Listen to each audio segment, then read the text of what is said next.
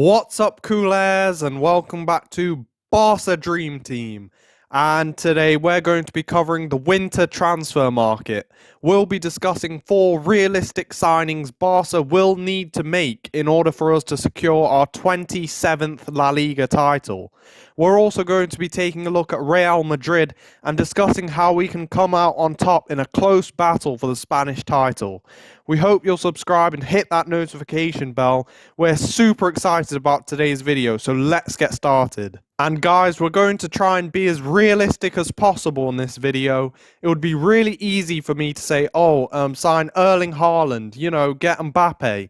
But no, we're going to be discussing players who can come in and strengthen our weaker positions, and we're actually going to give you a few options so you can decide who Barca should sign. Because let's now talk about Barca, because here's what appears to be Xavi's favoured lineup. We've seen a few changes in the system at Barca this season, but this is what we've come to expect from a Theo Hernandez team. We've got wide wingers, full backs who will make those supporting runs, a solid defence, a clinical striker and a youthful midfield at the heart of it. And I feel like in terms of that starting 11, there's not too many improvements that can be made aside from the injured players coming back. We've got Robert Lewandowski, we've got Ousmane Dembele, Pedri, De Jong, Koundé. So there's not really anything wrong with the main core of the team. We've got some world-class talents coming back from injury too. Ronald Araujo was really missed in the Champions League campaign after his injury. I feel like if we were to say Robert Lewandowski's injured, well, we wouldn't really be in that bad of a situation. We've got Ansu, who did play as a striker for La Masia in the past. We've got Ferran, who played a few games up top with Man City. And we've got Memphis. So we've got really good cover up front, and I'd say the same for the wingers too. Our midfield's pretty stacked too. And if we were to face any injuries in the middle of the park, we've got Gavi, Frank Kessié, Pablo Torre, and the promising Marc Casado from Barça Athletic. So we're doing really good in terms of squad depth so far. But now I want to bring in Real Madrid. And let's say Karim Benzema's injured. Well, who do you bring in? Who steps up for them as striker? I think we're in a better position in that scenario. But let's compare the cover options of the two lineups. And I'll try not to be biased here. I'd say the strikers are equally as good. Same for the wingers. And then the midfield too. And then with Araujo injured, the better centre-back partnership would go to Real. And then take a look at full-back. They've got Mendy, Lucas Vazquez, Dani Carvajal's on the bench, so it's decent. But then look at Barca. We've got Alejandro Balde, but then Jordi Alba, and on the bench Marcos Alonso, Hector Bellerin. This really isn't good enough for Barca. I'd say our lineup on paper is pretty solid. The full-back area is passable, but football's not played on paper, it's played on grass. So I think that's the real issue. We can't expect to win the league with such average full-back options. So who can we bring in January? Well, I think it depends what approach you use. Do we finally look to sign a long-term solution, or are we just going to make another impulsive panic buy, like we did with Alonso and Bellerin? So do we, sign a left-back, leaving Balde on the right? Or do we sign a right-back, meaning Balde returns to his more natural position? I think this can all go a number of ways, but let's start by taking a look at our options here. Now, I think it's important to say that we can still win the league without signing anyone. We're going toe-to-toe with Real at the minute, and we could just have the edge over them and win La Liga. But I think a solid winter signing would make us more likely to guarantee that league title at the end of the season. So let's start with left back, and our budget option is Alex Grimaldo. And if you're a fan of the channel, you would have heard his name before. He did actually spend 5 years at Barca before leaving for Benfica in 2016. At 27 years old, he's a solid option entering his prime with a market value of just 20 million euros. He'd be an absolute steal. And to sweeten the deal even more, his contract expires in the summer of 2023. So we could even use that to bargain with the Portuguese side. The Spanish left-back could return to Barca with a very low transfer fee after all. Benfica could be convinced to sell him for a lower fee in January when there'd only be 6 months left on his contract. But then if Barca really want to invest in a fullback, we've got a higher value option available to us in AC Milan's Theo Hernandez. He's 25 years old, meaning that he's got a decent level of experience. He won Serie A last season too. But with an all-time high €55 million market value and a contract until 2027, the Rossoneri would be free to slap a ridiculously large price tag on him. That's why I don't think this is a road Barca should be going down. But let us know, guys, who would you get out of Grimaldo and Hernandez? Moving on to right back now, and the budget option is someone who is a regular for his national team. He's also at AC Milan. He's got Champions League experience, and he'd probably cost less than €1 million to bring in. That's right, I'm talking about our very own Serginho Dest. And as the winter window gets closer and closer, I think this could be more of an option for Barcelona. Dest isn't really getting much game time at AC Milan, so it would be better for all parties if we terminate his loan in January and bring him back.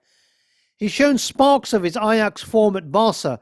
I remember his brace in 10 minutes in the 6-1 win over Real Sociedad a few seasons back. But I think he would be a decent right-back option. Someone we could rely on until the summer when we can probably upgrade him.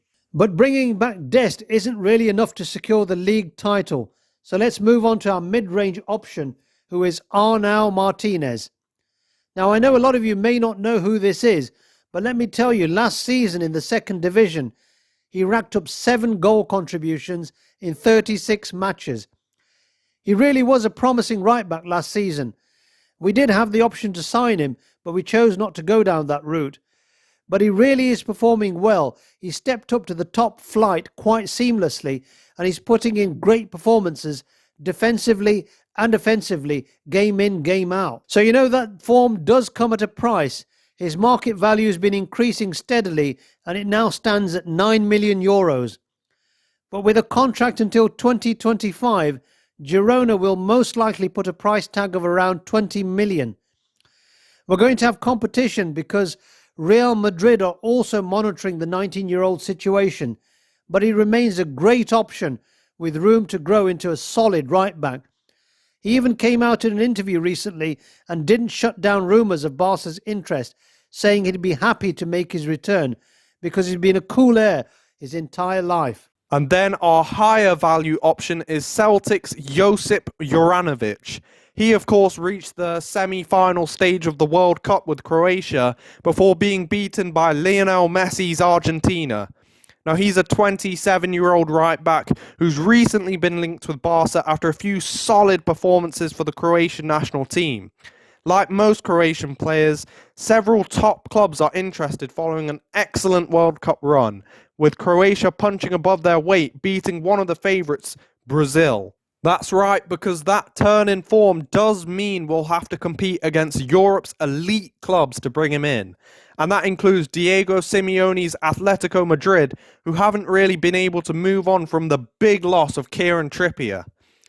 He does have a market value of just €6.5 million, but with a growing interest in the Croatian from other top clubs, Celtic will be able to ramp up his price.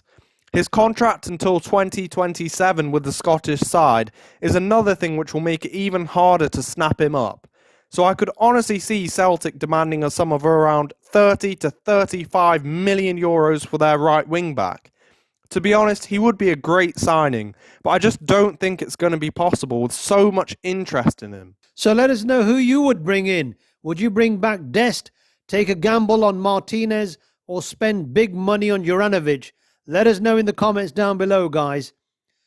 And then I'm also thinking about the centre-back position. I know we've got Ronald Araujo, Jules Koundé, Eric Garcia and Andreas Christensen, but I just think Eric Garcia isn't really consistent enough to be at an elite club. That's why I would like to see us bring in the budget option Arnau Martinez, as we've discussed. He's a very versatile player, meaning he can play centre-back and right-back as well. And now the high-value centre-back option is someone I'm a big fan of. He's really burst onto the scene with excellent Champions League and Bundesliga performances. That's right, I'm talking about Josko Gvardiol. We really do have to be a bit ruthless here. We've seen many mistakes from the likes of Garcia, Umtiti and Longley in the past. It would be great to strengthen our weakest position with a centre-back of the calibre of Gvardiol. He's the perfect profile for us. He's a left-footed centre-back as well, which is a position we've really lacked quality in for longer than I can remember. Now, he only joined RB Leipzig last summer, but he really has become one of the most solid defenders in the Bundesliga at just 20 years old. He'll be 21 in January, and I think he can provide excellent competition for Araujo and Koundé. The possibilities really are endless. You know, we could arguably have a back three of some of the best young centre-backs in world football. We can have Alejandro Balde and then Grimaldo in there too. We could even put Gvardiol and Araujo at centre-back, with Koundé at right-back. A nice mix of athleticism, strength, pace and passing ability there. But I think Gvardiol's excellent World Cup run with Croatia has only driven up his price.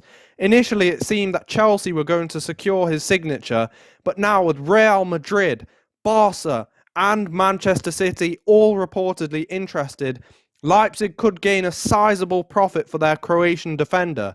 His contract until 2027 really does put a spanner in the works too. It's going to take a lot to make this move happen. But Chelsea have already forked out an amazing £165 million to add to their defence over the summer, with Marc Cucurella, Wesley Fofana and Kalidou Koulibaly all arriving at Stamford Bridge. However, no player has impressed during their time at the club, with the former Brighton and Napoli men falling below standards and the Frenchmen suffering from injury problems. So I think we have a chance of yet again snatching a player away from Chelsea's clutches. In fact, at the time of writing, Transfermarkt gives Barça a higher probability of making the move happen than Chelsea. But the question is, will Barca go out and make yet another marquee centre-back signing just 6 months after bringing in Jules Koundé for big money too? I think that really does depend on how much we're willing to spend to bring in Gvardiol. I think that his €60 million market value is only set to rise further, meaning a move for Gvardiol would set us back another €70 to €80 million. But let us know in the comments, guys, who would you sign, Martinez or Gvardiol? But now we have to talk about defensive midfield. I know we're not light on CDM options, but it would be great to see some fresh legs come into midfield. Let's face it, Franck Kessié hasn't really lived up to the hype. We were expecting a solid, dependable midfielder capable of challenging for a starting place in the base of midfield, but it hasn't really worked out. We got him on a free in the summer, but I think it would be best to move him on next summer. And at this stage, with just over 6 months left on his Barca contract, Sergio Busquets is entering the twilight of his career. I thought we'd see less appearances in what is our captain's final season. We shouldn't need to, but we really are relying on Busquets in some games. And when we're not, Xavi seems determined to start him and then sub him off at around 60 minutes. So I'd really like to see someone come in who can provide some support for De Jong, allowing him to play as an interior sometimes, but also reduce the need to play Busquets in big matches against pacey opponents. With that being said, our budget option comes in the form of another loan termination, this time for Nico Gonzalez. We saw him burst into the scene under Ronald Koeman, but he never really stamped his place here at Barca because he was played as an interior and was constantly overshadowed by Gavi. I think if he's played at the base of midfield, we can get more out of him. He's got a really good physical presence, and that's something we lack in midfield. Some people thought he wasn't given too much of a chance by Xavi when he was loaned out, but I'd say Xavi saw his potential and wanted him to gain regular playing time at Valencia, but it hasn't really worked out. He's spending most games on the bench with a few short appearances, but nothing too special. We could quite easily bring him back in January as a very low cost and potentially high reward option. And then for CDM, we've also got a middle of the range option because I want to talk about Ruben Neves. Now, he's only 25 years old, but he's the talisman at Wolves. and I've been watching him for a few seasons now, and his status in the team seems to grow and grow.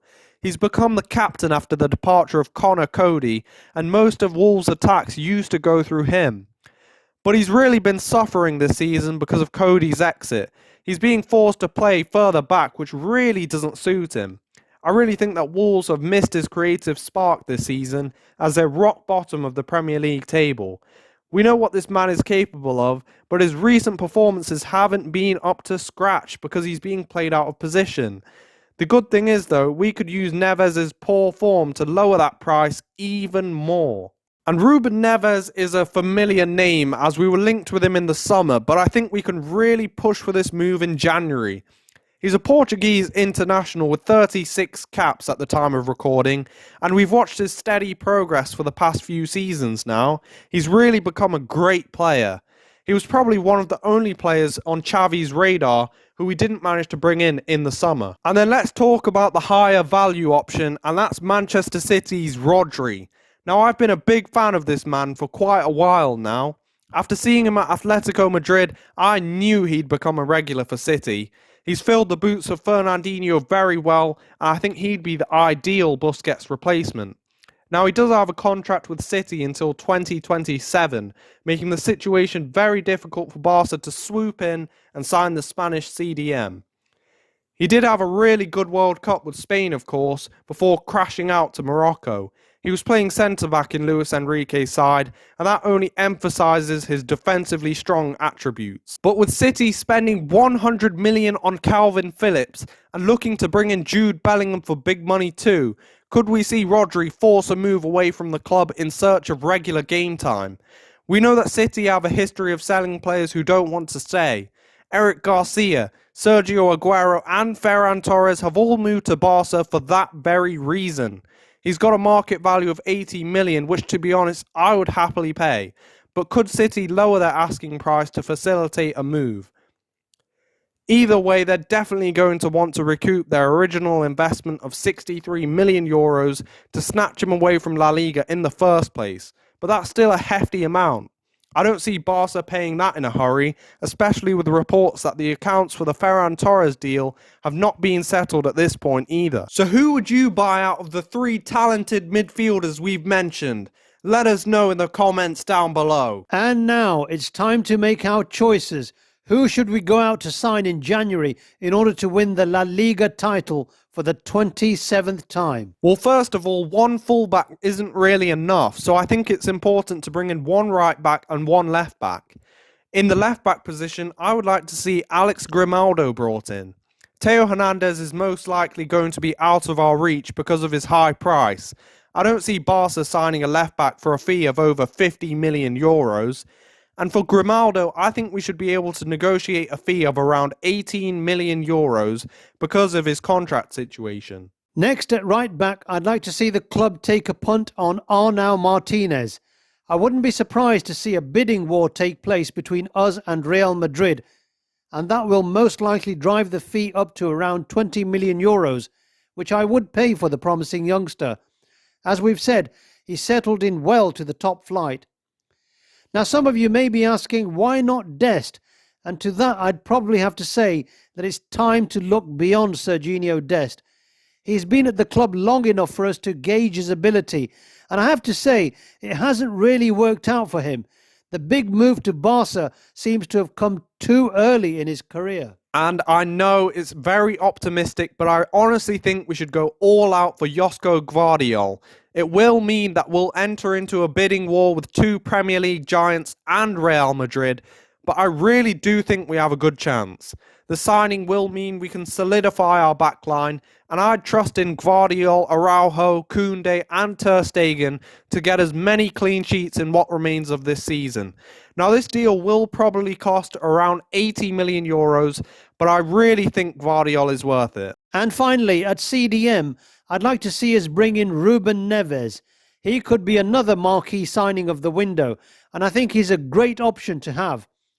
He's a really versatile player who always leaves everything out on the pitch, and with the right management and training, he could become a dependable holding midfielder. And I think, as we've discussed, Neves would be a perfect fit into our midfield, with Matteo Almani's expert negotiating, we should be able to wrap up this deal for around 40 million euros. So we've spent 158 million euros to bring in Alex Grimaldo at left back, Arnau Martinez at right back, Josko Gvardiol at centre back, and Ruben Neves at CDM. Now I know that's a lot, but even 2 or 3 of these players would make a huge impact in Barca's squad. So you can see that's really going to strengthen our team. We've got good cover for our starters, and these players should be able to challenge for a starting place as well. But let us know your thoughts in the comments down below. Who should we sign? And how much did you end up spending to strengthen Barca's squad? So if you like this video, guys, and want to stay up to date with Xavi's Barca Dream Team, make sure to hit that notification bell. Subscribe to BDT, and we'll see you next time. Visca Barça!